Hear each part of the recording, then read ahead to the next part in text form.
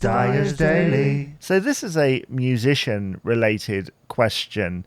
I haven't played guitar properly in years, but I think I can answer the question of if you were a tribute act, what tribute act would you be? Which artist or act would you pay tribute to?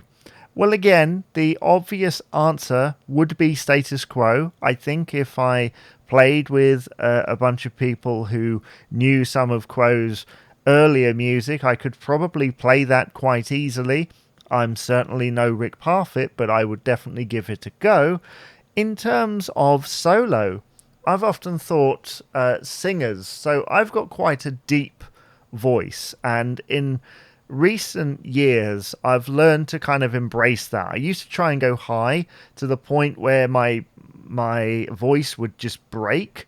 Now I've tried to embrace the tone and range in which my voice has. So I'd probably end up doing something big band, perhaps. I remember a few years ago wanting to pay tribute to Phil Harris, which, as much as it sounds like all I'm doing is Thomas O'Malley Cat and Bare Necessities, he does have a much wider catalogue than that. I had thought at one point maybe someone like Cliff Richard, but I kind of don't have the subtlety to do that.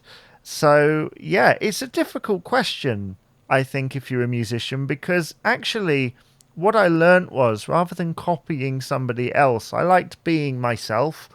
I liked coming at it, taking a little bit of that status quo thing and a bit of the Cliff Richard thing and bringing it down to my key and my level, and trying to reinvent it in some ways. I think if I did, it would have to have a lot of slapback echo in order to make up for some of that stuff. I know the easiest thing to say is Elvis Presley at this point, but nobody had a voice like Elvis Presley. No matter how anybody tries with the low, deep thing, it doesn't really work for me.